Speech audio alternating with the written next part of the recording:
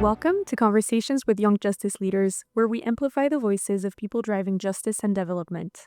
Join us as we engage with changemakers, experts, and leaders working to transform systems and build a more peaceful, just, and inclusive world.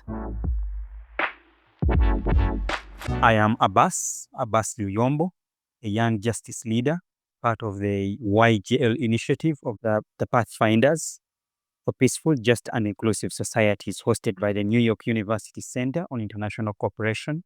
And today, my panelist is Vivek.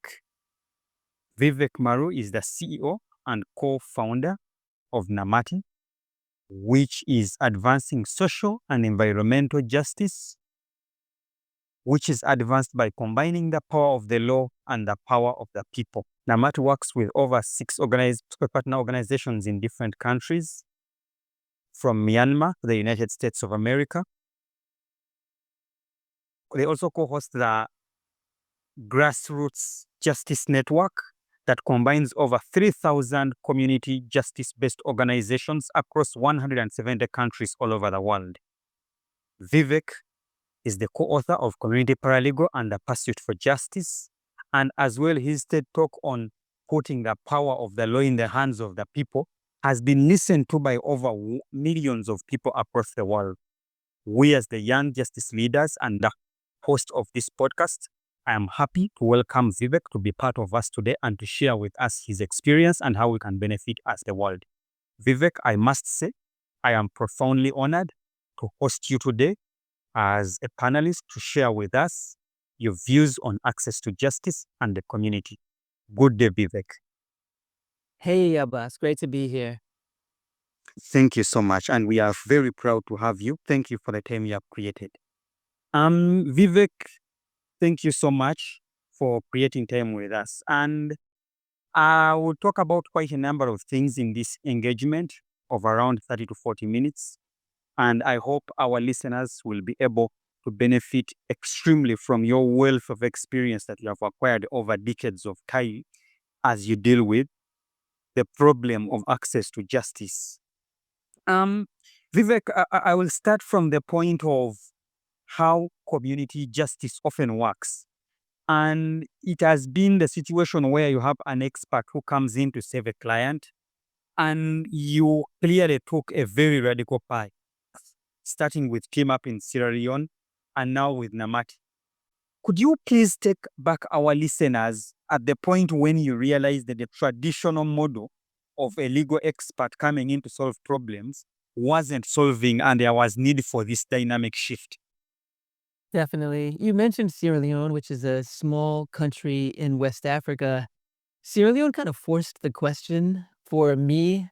To just take a step back, I had gone to law school because I thought law was the language we use to translate dreams about justice into real institutions that hold us together. But when I got there, law seemed so disconnected from people I cared about, from movements I admired, so abstract. My grandmother, when I had told her I was going to law school, she had said, "Lawyer is liar," which was discouraging. And I was thinking to myself, maybe I should have listened to her. Maybe she was right about law school. But I almost dropped out. But a couple of friends convinced me to hang in there. And I did end up graduating. I barely passed the bar exam. I was sort of going through the motions. I clerked for a judge in California. I worked for Human Rights Watch for a year. And then while I was working for Human Rights Watch, I met somebody. His name is Abdul Tejan Cole. He had won an award from Human Rights Watch, a lawyer from Sierra Leone. And he said we, meaning Sierra Leone, was in a historic moment. An 11-year civil war was just coming to an end, and there was a consensus that injustice was the reason that war had happened. This brutal conflict that had torn the country apart. It had taken place because of arbitrariness in governments, in governance, abuse by authorities. And so Abdul was saying we need to find a way to help people when they face injustice in their daily lives. And he was so compelling. I took him up. I went to this country that I had never been to before, and I started working with a group of local human rights organizations on something like legal aid, like how do we help people who face injustice in their daily lives? And as you said, the classic answer to that question is, well, don't people need a lawyer, But in Sierra Leone, that was not workable. At Sierra Leone at the time, there were 100 lawyers total in the country, nationwide.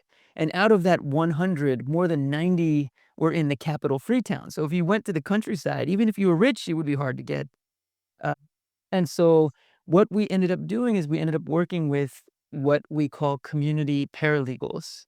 Sometimes they're known as barefoot lawyers. These are organizers who can be a bridge between law and the people who need it.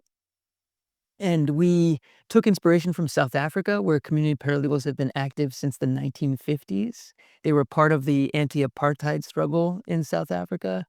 And I had a partner, Simeon Karoma, who's a young Sierra Leonean lawyer. The two of us recruited, I think, 10 initially community paralegals from 5 different chiefdoms around the country. We got together, we did an initial training on basic law and how government works. But we were really sort of uncertain as to what would happen next. And it was those paralegals and the communities that they worked with who showed me that when ordinary people learn and invoke the rules, it was possible to squeeze some justice out of broken systems. A woman who sold cigarettes from the top of her head and was sometimes a sex worker, she was able to get an apology and compensation from a police officer who had beaten her unconscious in the street one night. A farmer was able to stop a corrupt chief from seizing his harvest. 6 villages were able to get a mining company to undam the river that they had blocked and refill pits that they had left. We saw over and over that it was possible to make progress even in such a difficult situation, and I've kind of been obsessed ever since. Okay. I think that's a great progress, and at the point at which the law is decentralized to be owned by the people. And for me, that leads me skipping forward a bit to that time, comparing the situation in Sierra Leone as you explain and how justice had been decentralized to the people. And then when I look at it with the work that you do as Namati, I'm just imagining, for example, we have seen quite very wonderful, great environmental law. And I'm happy I've done a lot of work around social and environmental justice. So, but in my practice, I have seen that many of the laws around environment and climate protection have not really been utilized by those who are affected most by climate change and environment, and who seek environmental justice, especially minority groups and indigenous communities.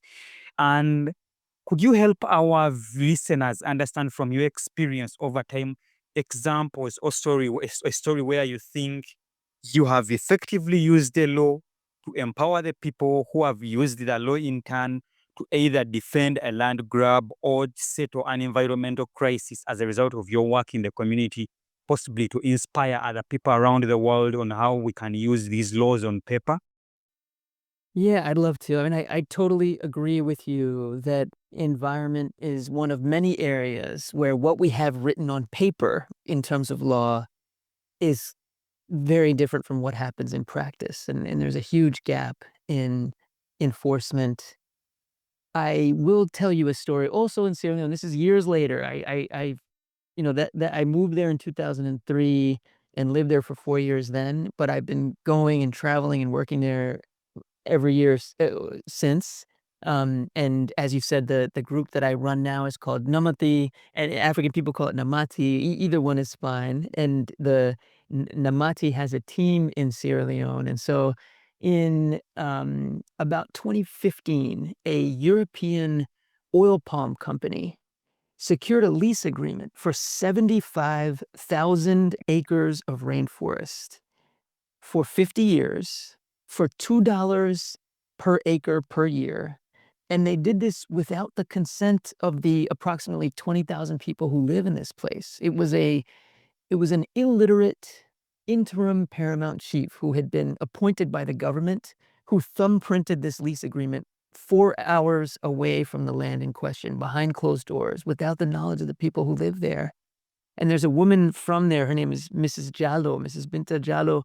She had been a refugee during Sierra Leone's civil war. She had fled by boat to Guinea with her family. And when she heard about this, she's like, I do not want to become a refugee again. I do not want to lose my home. And Mrs. Jallow herself also, she's from a traditional Muslim family. She does not know how to read or write because she was never sent to school. But Mrs. Jallow knows how to fight, and she got organized. She organized a residents association. They started trying to make sense of what had happened, and they reached out to a pair of community paralegals working with Namati. And again, community paralegals are these organizers who can be a bridge between law and the people who need it.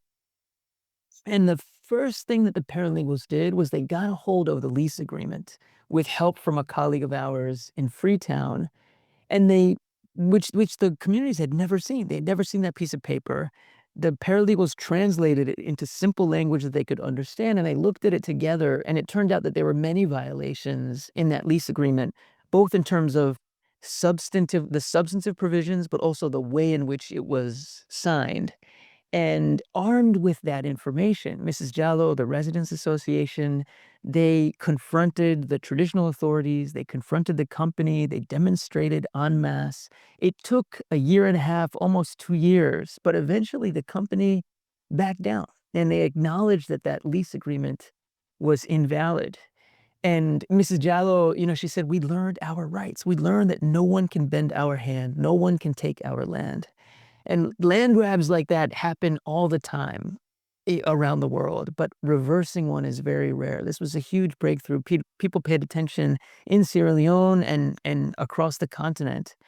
Uh, and today we are working with Mrs. Jallow and those same communities to negotiate a fair deal with the Gola Rainforest Park, which is the largest rainforest park in West Africa. And it does provide benefits related to healthcare, education, agroforestry to the communities that live around the edge of the park. And what Mrs. Jallow said to me, she was like, I want a way of flourishing that involves stewarding our place rather than allowing it to be destroyed. And I would say environmental justice today, it does involve helping people say no to land grabs, to the reckless destruction, to poison, but it equally involves helping people say yes to forms of development that are sustainable, forms of development that people actually want. Sure, sure.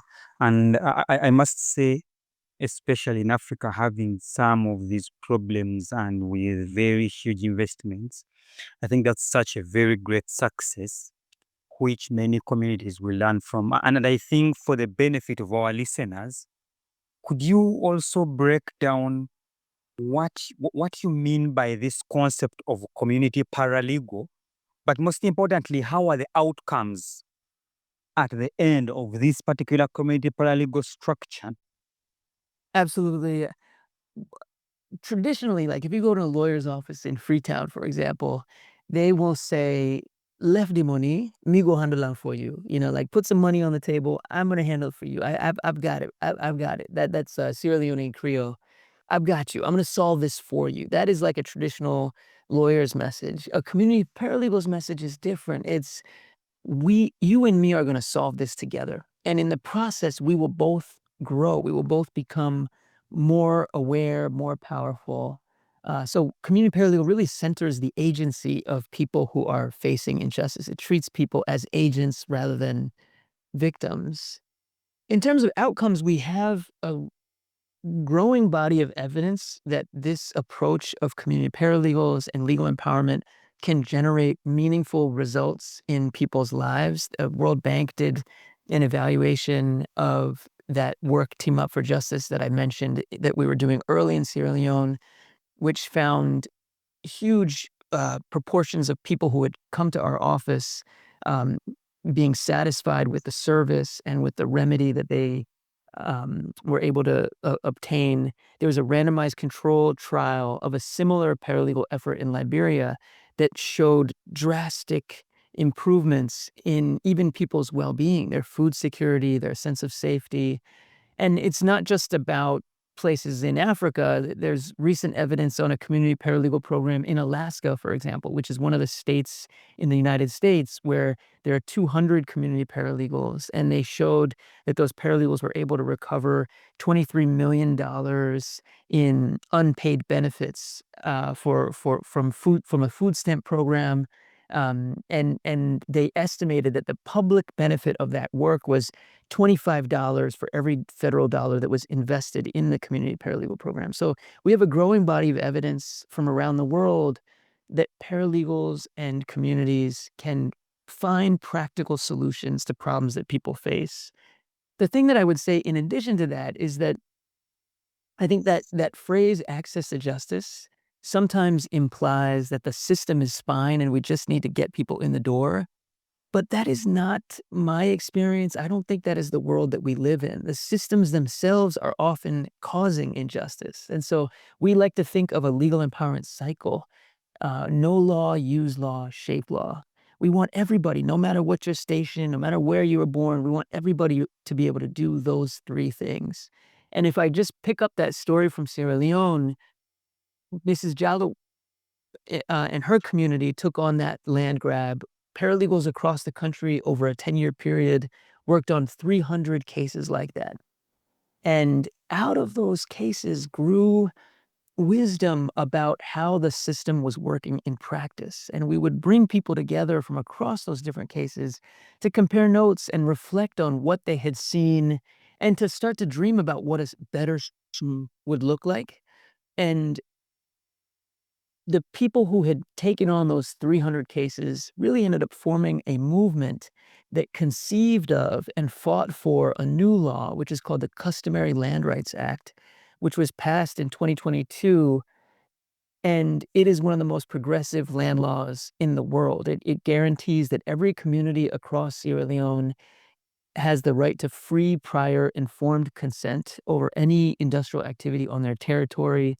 It empowers local land use committees and requires that those be at least 1/3 women so that women are always at the table when decisions about land are being made. And I can tell you that that law would have never gotten passed if it wasn't for the leadership of people like Mrs. Jallow, who had been taking on problems in their own places. And so that's what we think of as a legal empowerment cycle, going from knowing and using law to tackle a problem right in front of you to coming together with others to shape law, to build better systems. And the reason why it's a cycle and not just a sort of one-way street is that when you do get something like the Customary Land Rights Act, it doesn't implement itself. That's a wheel that then provides new levers and hooks, which paralegals and communities can use to solve problems and thereby kind of breathe life into it. So that's the wheel that we want to turn, and we've seen that wheel turn in very difficult circumstances around the world. Okay. And I think I am captivated, and I know our listeners will be as well, by the idea of the legal empowerment cycle. Know the law, use the law, and somehow as the community ought to shape the law. And I'm just imagining at what point as Namati, but also as someone who has had a practical experience in supporting communities towards democratizing justice, at what point do you think you can fairly conclude that this particular legal cycle is now completed and the community is strengthened enough to use this cycle effectively? And what would you gauge as success of this particular cycle? Yeah, I mean, that's a great question. I don't think of it as something that we are ever that work is never done, Abbas. I mean, I think of it as a wheel that we need to keep turning. It really represents a deeper version of democracy. This is what democracy means, is when all of us, the rules aren't things that are distant or abstract. They are things that all of us are taking part in knowing, using, and shaping. And so I feel like this is the wheel we need to continue to turn towards systems that are just and that are sustainable. Okay. Um, that's great. And I hope many of us can borrow into the idea of that legal empowerment cycle, I believe it's something that can really strengthen our communities, but make the law owned by the community.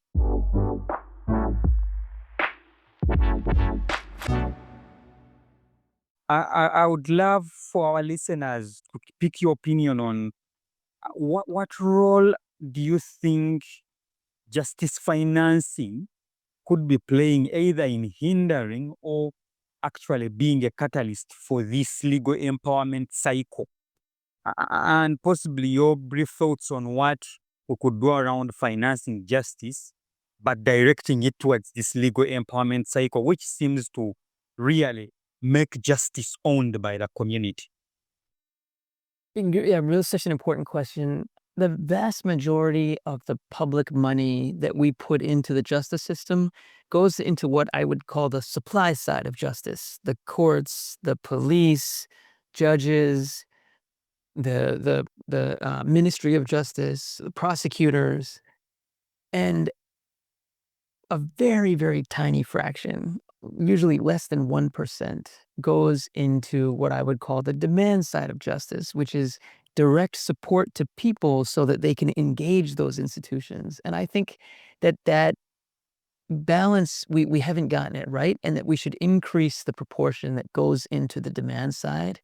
And when we do so, we shouldn't just think of the lawyers or lawyer-based legal aid, but we should think of things like community paralegals, which allow us to serve more people in a more empowering way at a much lower cost. Do you think governments have something to do in this particular line, or possibly the people society, especially around their resources? Yeah, I mean, I do think that enlightened governments can and should invest in this bottom-up work of legal empowerment. One breakthrough that we had in Sierra Leone was we got a legal aid law passed in 2012, which actually recognized the role that community paralegals play and set up a legal aid board. And that legal aid board today does finance community paralegals working with people across the country. And so I think it is possible to for government to finance this kind of work. It's crucial, though, that the independence of community paralegals and legal empowerment efforts is respected. And so that's what we would love to see is mechanisms like a legal aid board or a human rights commission that can receive public funding, but that can still put those resources into the hands of civil society groups who can do the work of legal empowerment, who are rooted in communities, and at the same time protect their independence. Not practical or feasible in all settings where the government, for example, is outright repressive, but I do think it's something to strive for in many places. Okay, that's wonderful, Vivek. And that also brings me to pick up the point from the point of a number of repressive societies. As we see, the civic space is quite shrinking, so to say, either as a result of the weakness of democracy, as a result of the strength of international capital, and democratizing the law in itself is giving the law to the people and they use it. I'm just imagining how you are dealing with challenges that concern the tensions between the aggressive advocacy, the corporate interests, and the physical risks that are associated with confronting some of these deep-seated powers, to which a number of these community paralegals are exposed. How have you tried to deal with these challenges, and or how would you recommend our listener outside there on how they can prepare but also defend themselves in such cases, especially when you reach a clashing point? Yeah, no doubt, Abbas, we are living through a crisis. I think Freedom House tracks data on countries getting more democratic or less democratic. I think this is the 17th year in a row when more countries have become less democratic than countries that have improved. There's a group called Global Witness that tracks killings of grassroots environmental defenders, and they have found that there's an environmental defender killed every other day. Um, and that people who stand up for human rights and for the planet are often at grave risk. So you're absolutely right to point to a crisis that we are living through, and I don't want to kind of paper away that the real grave dangers that people face. This work does involve risks. I I have been inspired by the courage of people who have nonetheless stood up to defend themselves and their neighbors, and have used, and we have found that there are strategies that you can use to try to mitigate the risk. And I would say that those strategies really boil down to avoiding isolation. Like, no one should be standing up alone. Um, and solidarity, I think, is one of the key sources of safety. And I would sort of name two different types of solidarity. One is that paralegals should be part of a vertical network that does include lawyers. It's not an either or between paralegals and lawyers. Paralegals should always be backed up by lawyers who can litigate when push comes to shove, who can pull different kinds of legal levers than the ones that are at the disposal of the paralegal. They should also be part of a network that includes journalists, that includes advocates in the capital city, that includes international groups that can bring attention when needed. So there's that vertical network that is part of how you keep paralegals and frontline advocates safe. And then there's also a local network, like that the community itself. If a person like Mrs. Jallow is standing up on her own in an isolated way, she is more vulnerable. But if people are taking collective action, if communities are coming together to speak with one voice, then they are safer. And I was recently at a rally in DC, which is where I live, Washington, DC, about abusive practices by immigration enforcement officials under the current Trump administration. And there was a pastor at the rally. He said, "Who keeps us safe?" And then the crowd said, "We keep us safe. Who keeps us safe? We keep us safe." And I think there was some truth in that call and response, which is that solidarity with one another is at the core of how we protect ourselves. Wonderful. Who keeps us safe? To keep us safe. So it's upon the organizers being together to keep ourselves safe and to protect all these people in light of the threats. Now I would move to a bit of a critical group as well in this justice cycle, and that's the youths or the young people. And in my experience, having worked with many of them, there is always this feeling of justice systems are very slow. Justice systems are merely reactive. They are not proactive within their lives. And there is that discomfort and fatigue with the entire justice sector. I'm just imagining what would be your message, or how would you help young people to use, or how would they use this legal empowerment tool as a mechanism to see themselves as agents, not only to see themselves, but also to become agents of justice and not actually victims of the justice systems as they choose to look at themselves? Such an important question.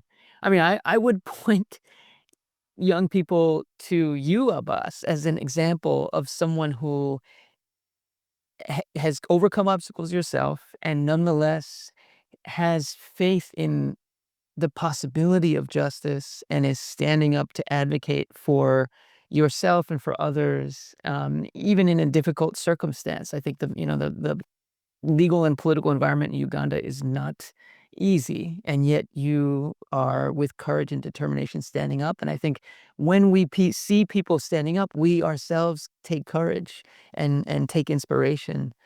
I think you're right that the sense of cynicism or frustration is real. I think when I talk to young people, I do often sense that they intuit that the systems we have are failing us. They're failing us in relation to our climate crisis.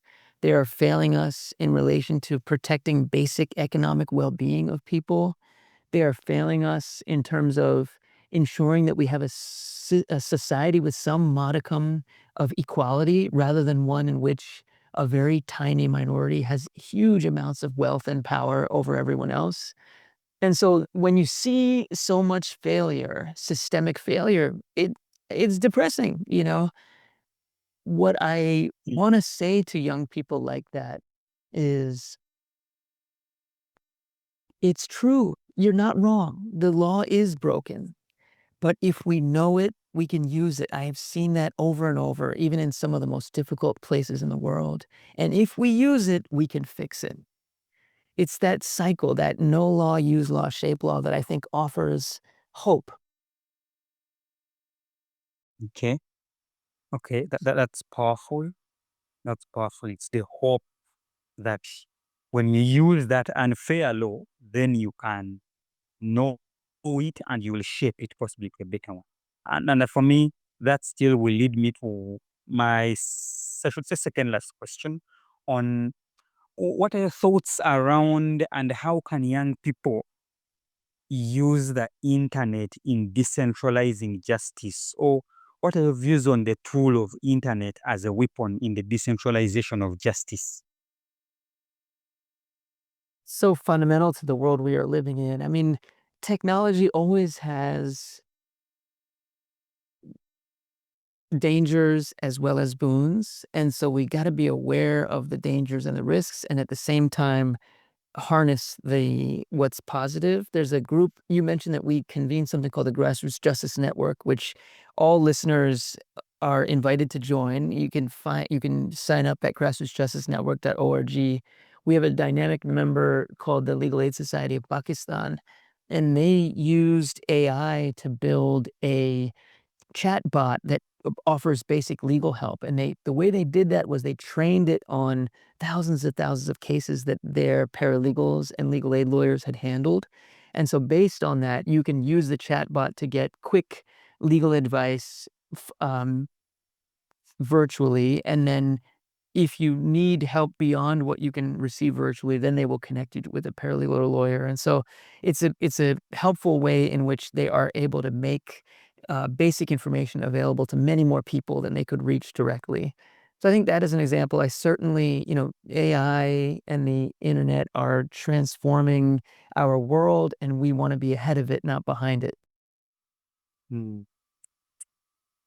Uh, the other thing I will end with on this interview, in your opinion, is having seen through for the last over 20 plus years, worked around justice systems and all that, what's that one thing you desire to see reformed in the legal system that would really make you contented, or you will feel like, yes, I think justice and the entire system of justice is taking the right path? What is that you aspire to see in this entire justice cycle? Mm. We need a system that works for everyone.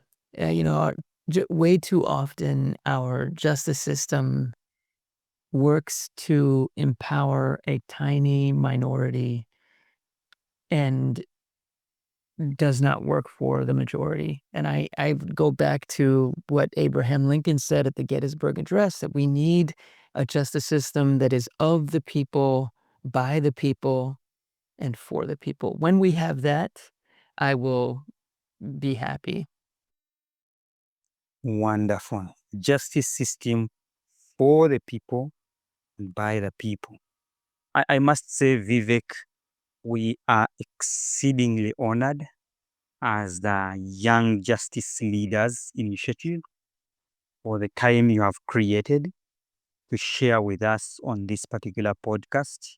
It is an honor for we and the entire audience to benefit from your wealth of experience. I am fully convinced that our listeners have picked a lot from this particular discussion around access to justice, legal empowerment, and the cycle of legal empowerment and how they can use it. Vivek, I would like to pick any parting shots from you on this particular topic before we conclude this particular discussion. Any message, anything you would love to leave for our listeners on this particular podcast? I would just say to listeners that if you are looking at the world around you and seeing unfairness, seeing systemic failures, you are not alone. There is a pathway. There are strategies by which, by coming together, by combining legal power with our own people power, we can make progress. And I would invite you to join us, Grassroots Justice Network, be a part of a truly global movement with people from 180 countries that is also deeply rooted community by community. And let's build the world we need together. Thank you. That's wonderful. Let's come together. Let's build the world we all wish to live in and would wish to hand over to the next generation. Thank you for tuning in to Conversations with Young Justice Leaders. We hope today's insights inspire you to continue championing justice and creating lasting change.